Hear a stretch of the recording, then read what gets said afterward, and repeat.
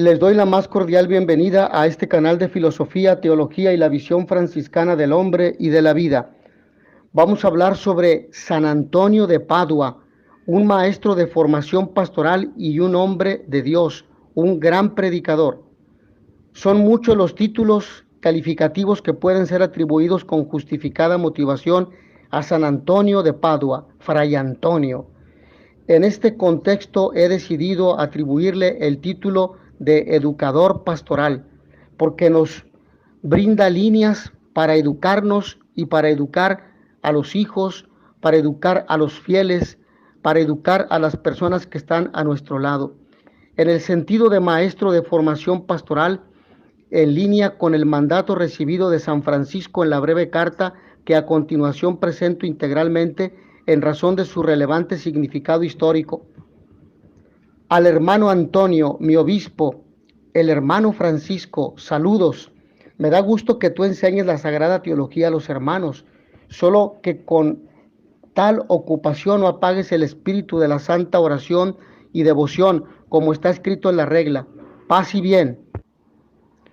Hoy se podría decir que Fray Antonio ha recibido del hermano Francisco el encargo de enseñar la teología pastoral, la teología orientada a la formación de los fieles cristianos y en particular de los catequistas y de los sacerdotes. Se puede decir el rol de formador de los formadores en campo eclesial. La profundidad espiritual y la sólida doctrina del doctor evangélico son contenidas en los sermones, los cuales se identifican 77 sermones divididos en dos series, 57 dominicales y 20 festivos. En sus escritos, San Antonio ofrece muchos puntos de notable importancia para una teología del devenir espiritual. Si la comunión con Dios es un estado del cristiano que tiene analogía con la unión hipostática, una dimensión real en la cual y mediante la cual Él verdaderamente actúa en su existencia cristiana, no se puede ignorar que este nuevo estado es una vida, la nueva vida, que como cada vida supone un nacimiento, un desarrollo. Los sacramentos presiden el origen y el devenir de esta vida y ofrecen, por lo tanto, la dinámica de la espiritualidad cristiana. La fuente bautismal es el vientre materno de la Iglesia, por la que salen los hombres nuevos, regenerados del agua y del Espíritu Santo, los cristianos deiformes, en virtud de la gracia que los hace partícipes de la vida divina con posibilidad a la felicidad misma de Dios. Pero no existe una vida cristiana si el hombre no realiza la propia colaboración a la acción de Dios. Salido niño en la vida cristiana del bautismo, el cristiano debe después desarrollarla para alcanzar la madurez que es la vida eterna.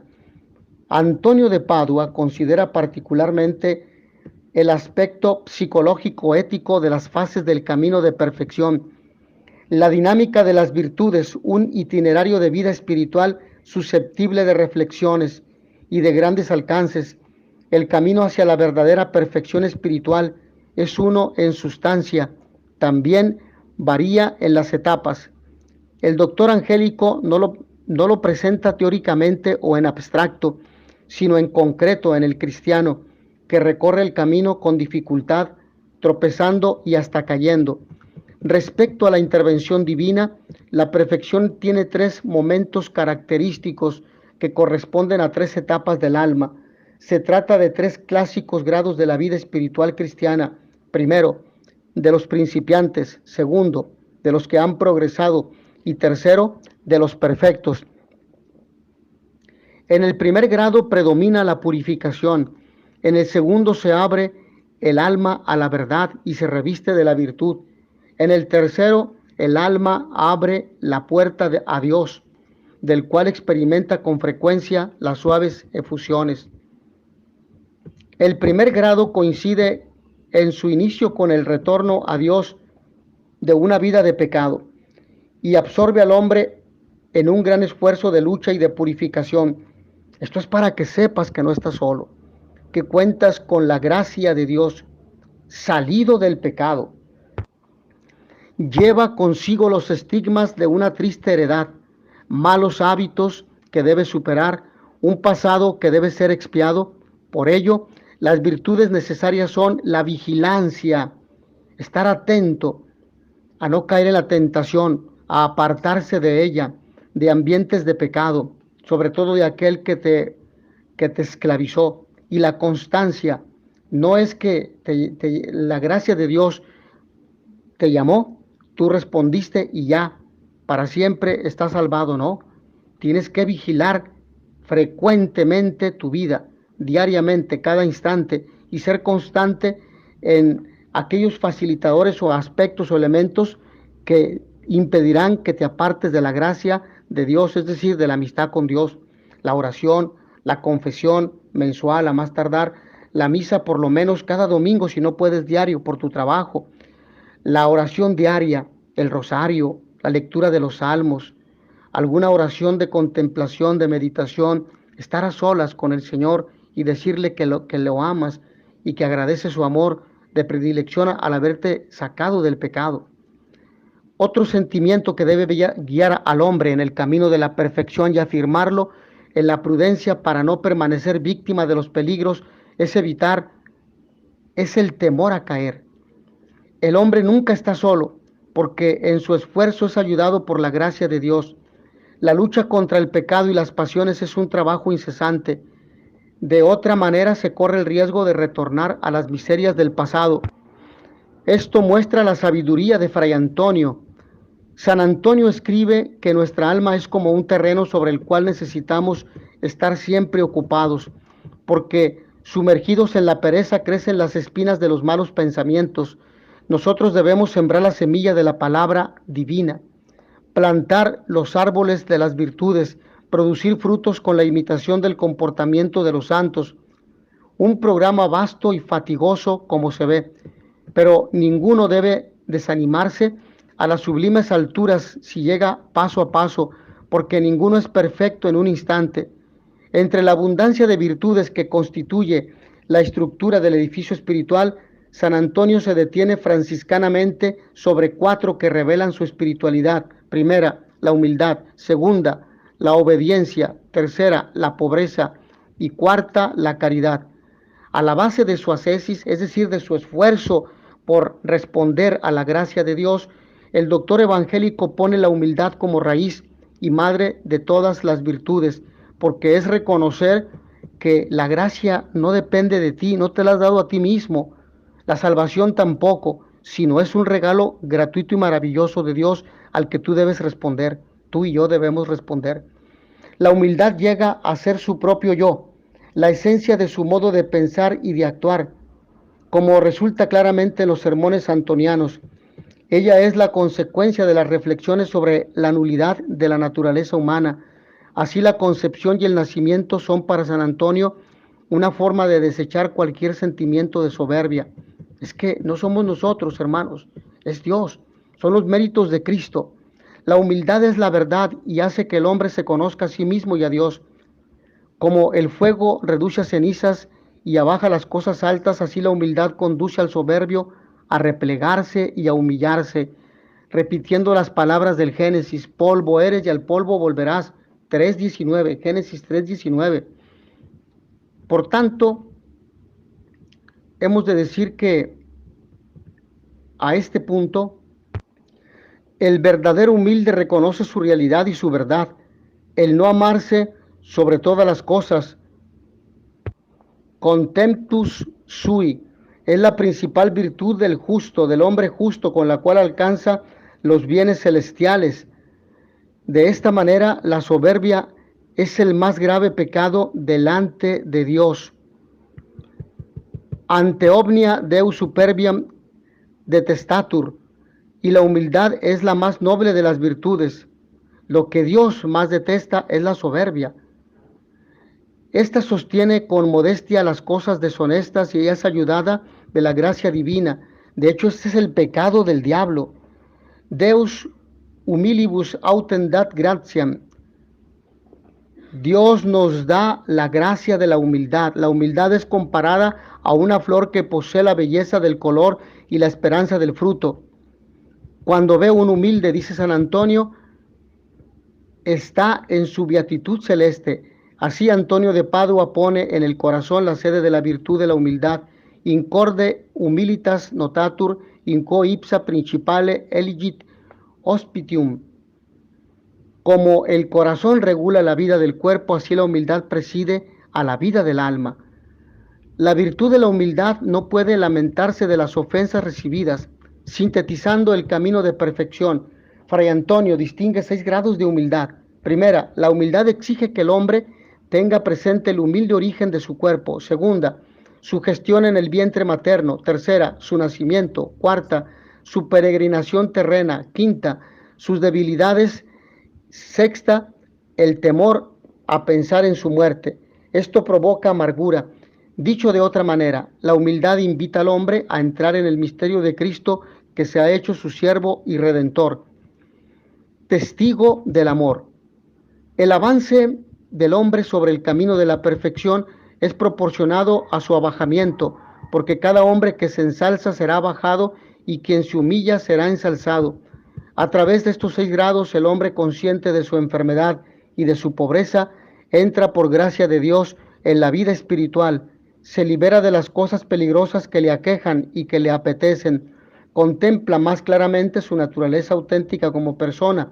En la profundidad más íntima de su alma descubre a Dios presente. La humildad mueve al santo para que descienda, de manera que ascienda después más alto y Dios crezca en él. Ahora bien, de la humildad nace la obediencia.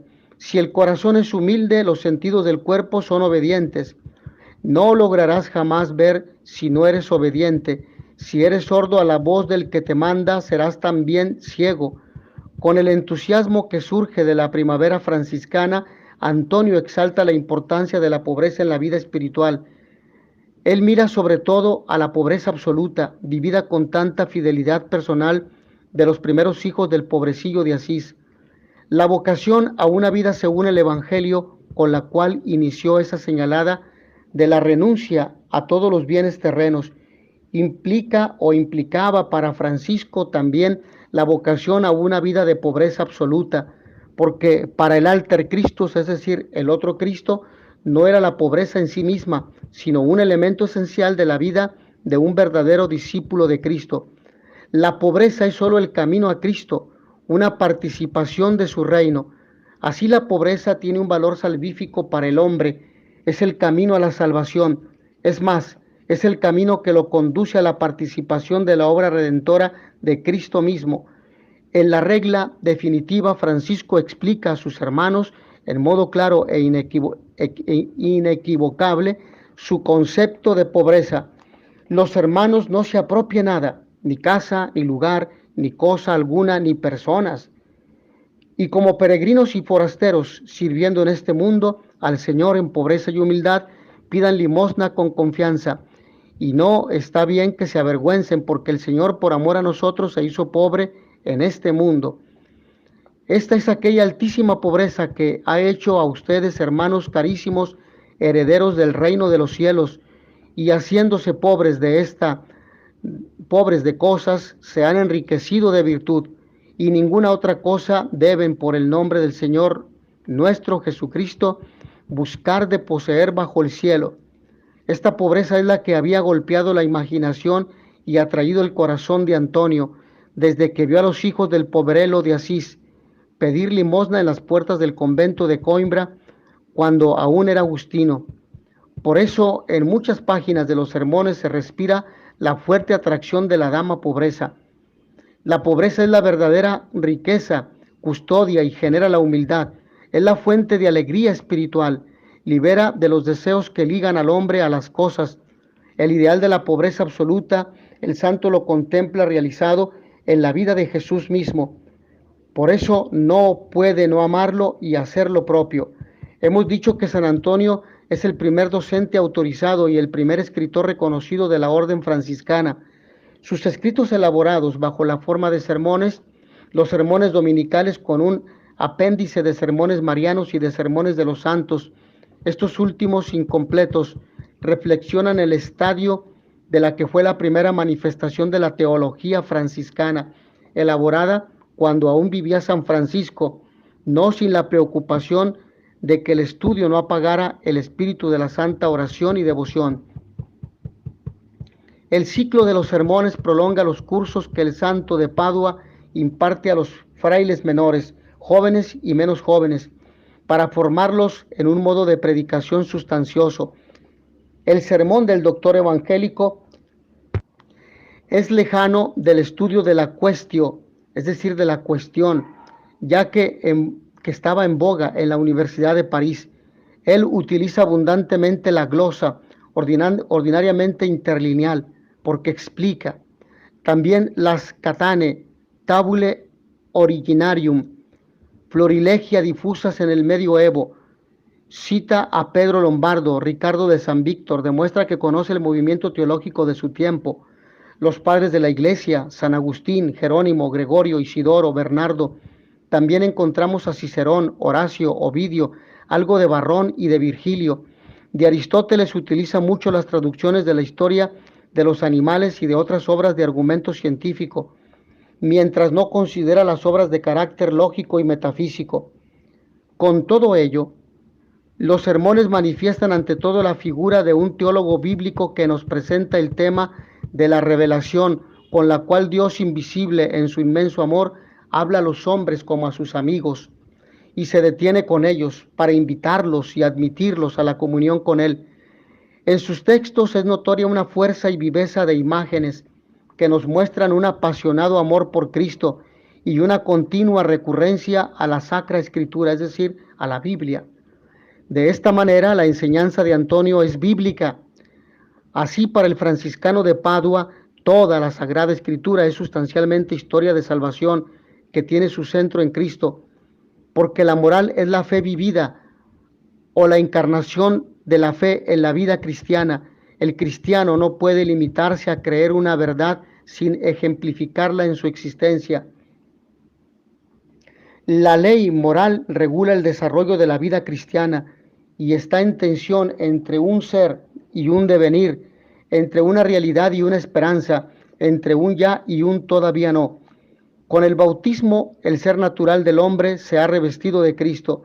El hombre es ya en Cristo, pero no es ahora en Cristo. Él debe transformarse en Jesús, debe llegar a ser Jesucristo. Esta es la esperanza, el no ahora de la vida cristiana, en continua tensión hacia la vida futura. Bajo este aspecto se puede comprender la importancia que el doctor evangélico da en su predicación al sentido moral, santidad, porque esto mira al progreso de la vida espiritual. Para Antonio de Padua es importante conjugar la luz de la inteligencia y el afecto del corazón, la búsqueda de la especulación con el ejercicio de la virtud, el estudio con la oración, como entendía su seráfico padre. Ese método, así sabiamente introducido en la escuela del santo, más tarde fue reconocido por San Buenaventura como propio de la orden franciscana, esto es, alcanzar la verdad por medio de la fe. Antonio, sobre la guía de Agustín de Hipona y de San Anselmo, se empeña incesantemente en la razón para entender la verdad abrazada y llamada mediante el don de la fe, fides querens intellectum, de la fe que quiere conocer. Creer para el santo no es un abandonarse nirvánico, sino un continuo dialéctico diálogo entre fe y razón, entre el hombre y Dios. Es decir, no es algo que se aparta de la realidad externa de los demás del mundo, sino que unido a Dios infiere en el mundo para transformarlo con los valores del reino de Dios. Antonio, como teólogo, considera de una parte la exigencia de una racionalidad lógica que se abre a la pura gratuidad de la gracia que revela y salva al hombre. De la otra parte, la racionalidad de Antonio se expresa con entusiasmo, con admiración, con emoción, según la más genuina tradición de la teología monástica.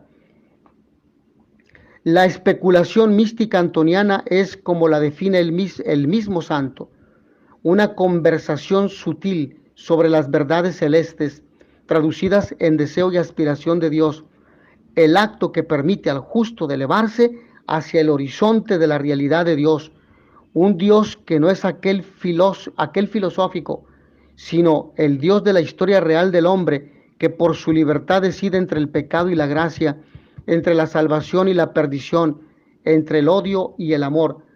Más en la gracia, en la salvación y el amor está la realidad que verdaderamente lo libera, lo realiza y lo hace feliz. Antonio amaba meditar sobre Dios, no por ejercicio puramente intelectual. Lo atestigua el grito Video Dominum Meum. Veo a Dios mío, que consideraba como el secreto de toda su vida. Dios es el ideal hacia el cual tiende su existencia. Pero cuando el doctor evangélico habla de Dios, se refiere al inefable misterio de la Trinidad. No se trata de especulaciones abstractas, sino sobre todo de sublimes elevaciones de Fray Antonio, que se sumerge en el esplendor de la luz trinitaria, en mística contemplativa y prorrumpe frecuentemente en cantos de alabanza. Con el mismo espíritu con el cual la Iglesia en su liturgia, al término de cada salmo y cada himno, eleva la mente de los fieles al más augusto de los misterios de la fe cristiana, así San Antonio en los sermones, particularmente en las concisas fórmulas eucológicas o en las oraciones con las cuales lo concluye, proyecta el pensamiento del creyente en la vida íntima. En la reflexión teológica sobre la Trinidad, Antonio enuncia primero el dato y el ordenamiento de la fe, de la cual forma parte esencialmente la palabra de la revelación, y después la especulación del intelecto, guiado rectamente del testimonio escriturístico. Comentando el texto eminentemente trinitario de Mateo: vayan y anuncien a todas las naciones, bautizándolas en el nombre del Padre, y del Hijo, y del Espíritu Santo. El franciscano de Padua observa: el Señor dijo en el nombre y no en los nombres, para indicar la unidad de la esencia. Con los tres nombres que menciona, enseña que son tres las personas.